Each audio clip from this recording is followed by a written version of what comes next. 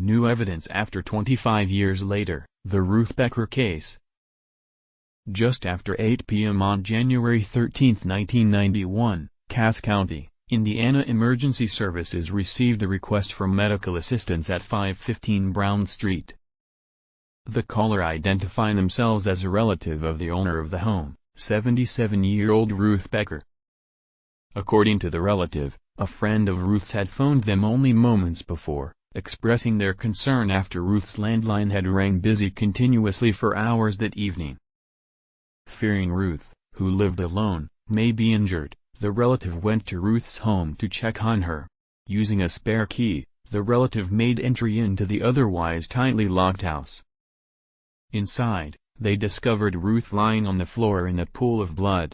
When paramedics arrived on the scene, they discovered the lifeless body of Ruth Becker lying approximately 20 feet inside her home. Logansport, Indiana police were quickly summoned when it became immediately apparent that Ruth's death was the result of foul play. It was determined Ruth had been stabbed multiple times, including at least once in the heart. She was found fully clothed and showed no signs of sexual assault. Police concluded that nothing appeared to be missing from the modestly furnished residence, noting their discovery of a small amount of money in the home that remained untouched. According to all who knew her, Ruth lived an obviously frugal lifestyle. Family members informed police Ruth had retired in 1976 from the RBM factory, where she had worked as an assembler.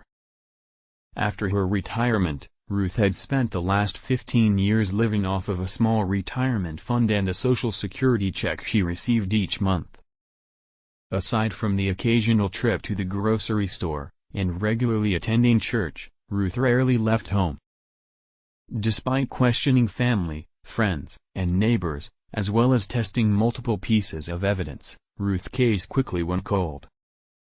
In 2011, evidence collected from the scene, including bloodstains, clothing, and one item of interest, was resubmitted to an Indiana State Police laboratory in the hopes new technology may help to identify Ruth's killer. Unfortunately, no matches were made. In 2016, Kathy Collins, a retired Logansport, Indiana detective who still hopes to see the case closed, told the Fair Tribune, "What little information we do have, we don't want to give up," she said. There was little Collins could say about the weapon, other than it was very sharp. She had multiple wounds, Collins said. No one would have wanted to be victims of just one of them. It just appeared to be a very vengeful attack. We know the steps of the perpetrator from the time the attack took place, Collins said. From the time the attack took place, we know where that person went in the house. We don't know where they went after they left the house. Exactly how the killer left is a unique part of the case. It's a weird setup all the way around, Collins said. Her doors were locked when we got there. She said she couldn't elaborate on how the perpetrator would have exited, however. I wish we could just blab everything we know about that case, but we can't, Collins said. Sadly, after the 2016 interview with Detective Collins, there seemed to be no further updates on Ruth's case. Next story, what happened to Jennifer Gian? On October 9, 1969, 23-year-old Jennifer Eileen Gian, a music major at ASU, traveled to her church for her weekly choir practice. After practice, Jennifer left First Christian Church in Mason, Arizona, never to be seen again. After practice, Jennifer had intended to go back to her apartment for a scheduled dinner date with her roommate, and when she never showed, her roommate began to worry.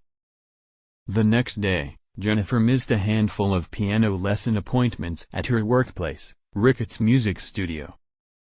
Police believe that on October 10, Jennifer's car was parked in a parking lot located in the 3600 block of North 52nd Street, where it sat for days. On October 13, an unidentified man called a local Phoenix towing service about Jennifer's dark blue 1968 Volkswagen.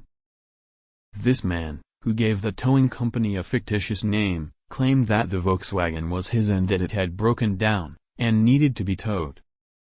Strangely, when the car was towed it was determined to be in full working order, and nothing was wrong with it. The towing company had kept the car on their lot until October 28, when they phoned the police about it.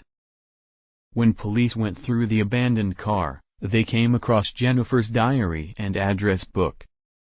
Reading through the diary, they noticed that some of the entries were neatly written with care, but some of the entries were so erratic and messy that they were completely illegible. Authorities theorize that when the writings were illegible, Jennifer must have been very upset about something.